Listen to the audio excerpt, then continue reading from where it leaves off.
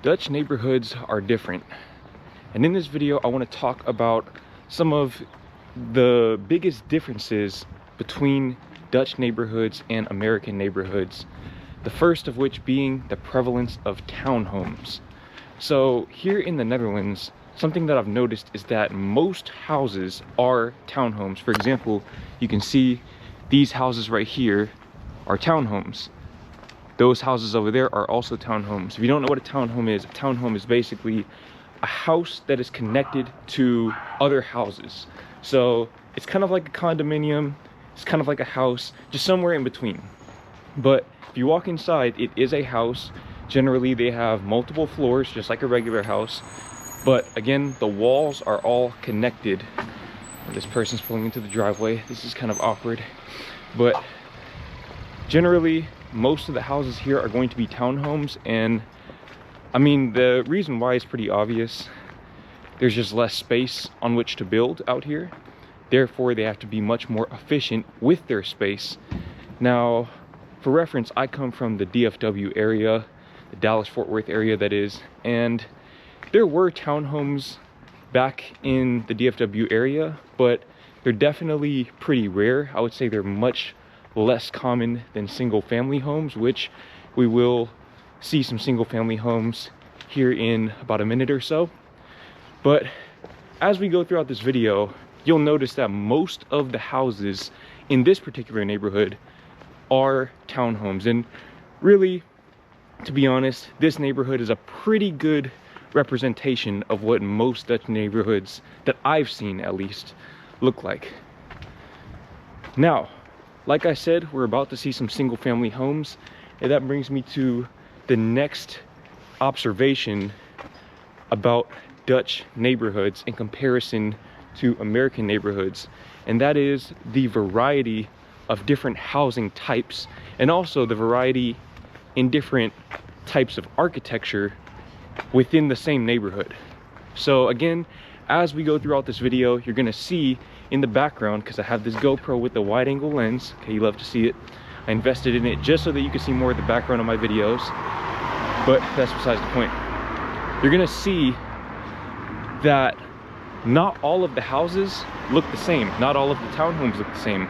Of course, when there's a row of townhomes, they'll probably look very, very similar to one another, but you can see right up here, we have some single family homes, and that right there looks completely different from what you saw at the beginning of the video with the townhomes. And over there even, you have a row of townhomes, but they're not all the same color.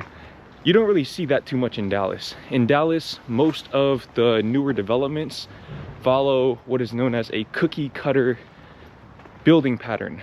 I don't know if that's the right way to describe it, but basically what they do is they have a few different floor plans, and they pretty much duplicate the same house over and over and over again, or the same few houses over and over and over again within a neighborhood, and maybe change the color, maybe not. A lot of times when you go through a neighborhood in Dallas, especially a newer one, the houses are gonna look more or less the same. You're never really gonna see a whole lot of variety within a specific neighborhood.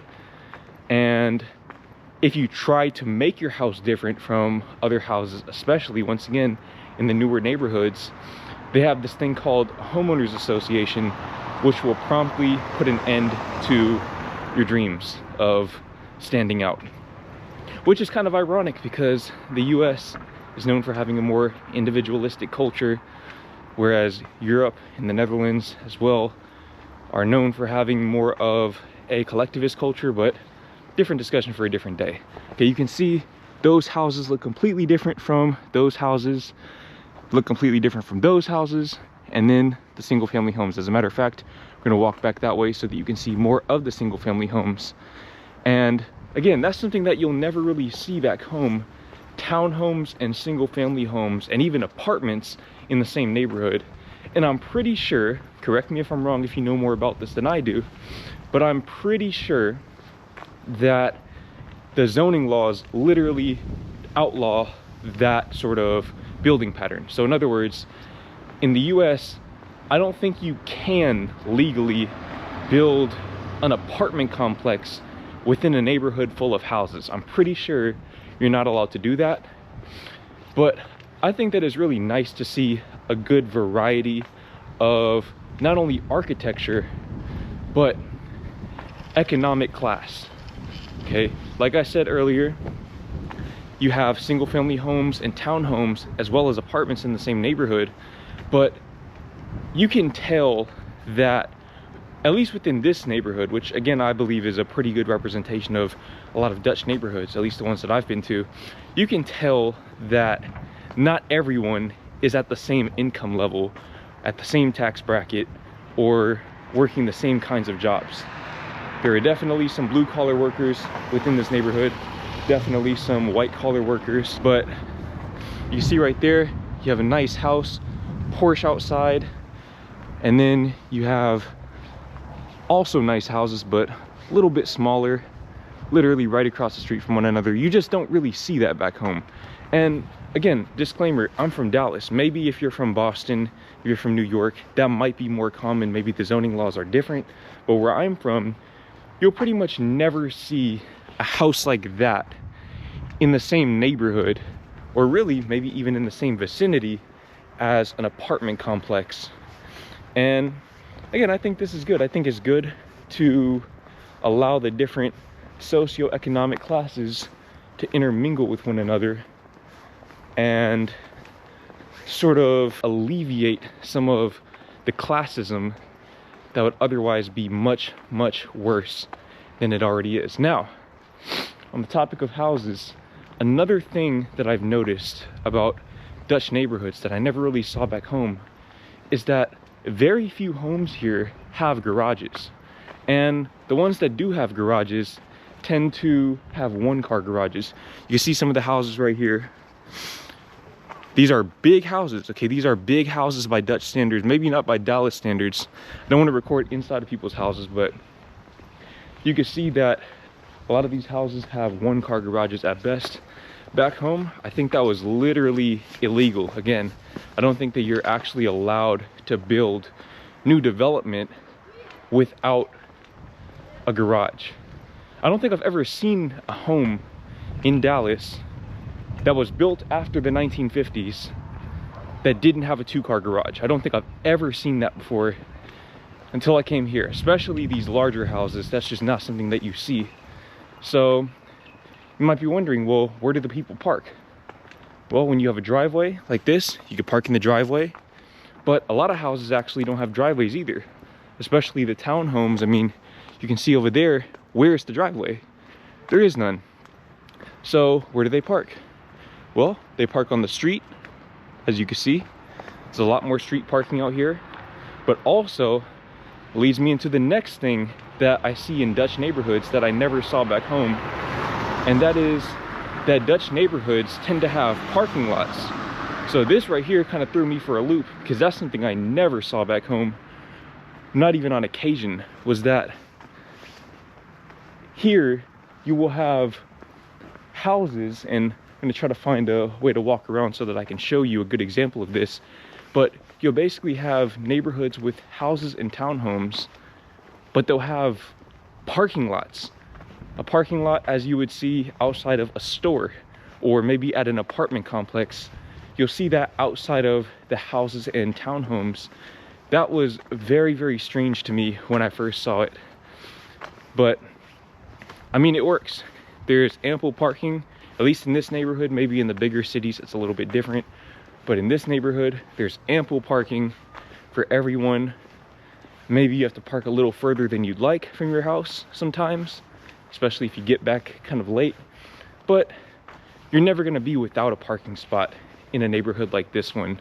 And this is probably about as suburban as it's going to get in the Netherlands, as far as just having a stretch of land with primarily houses.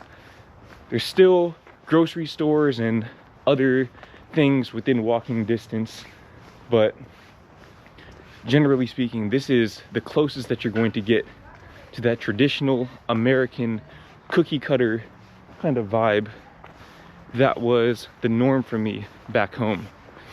But another thing, as I walk to this parking lot so that I can show you what I'm talking about, another thing that I've noticed in Dutch neighborhoods that I never saw back home, especially in Dallas, are bike lanes. Okay, you can see I'm walking on a bike lane right now, and this right here is very, very typical of Dutch neighborhoods. As a matter of fact, I don't think I've seen a Dutch neighborhood that lacked a bike lane, at least not to this point.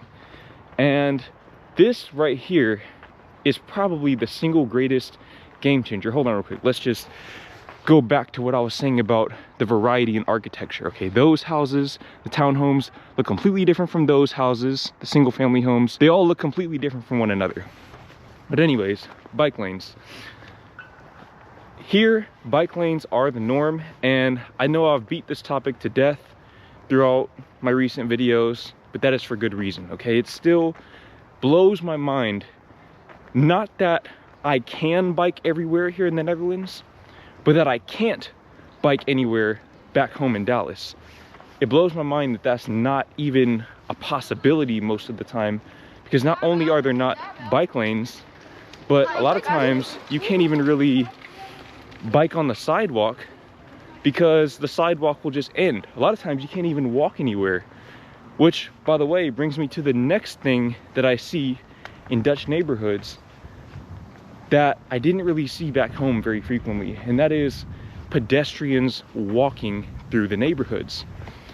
Now, part of the reason why there are a lot more pedestrians here, and right now you're not going to see a whole lot because, for one, it is freezing cold out here, freezing cold, but also I tend to avoid high traffic areas when I make these videos because, little secret between you and me, I have social anxiety. I don't like to film in public. It draws a lot of attention, and I don't really like attention that much. Okay, even after filming all of these videos that I filmed, after getting to 100,000 subscribers, I don't really like attention. But again, different discussion for a different day. You see a lot more pedestrians walking around the neighborhoods, and one of the reasons why this is because when you have a dog here in the Netherlands, you more often than not will not have a grass backyard. Okay, a lot of the houses here do not have grass yards in the same way that the houses in Dallas would. As a matter of fact, once again, I don't think it's legal to even have a house without a yard in Dallas unless it's a townhome. I think that the zoning laws prohibit that from happening.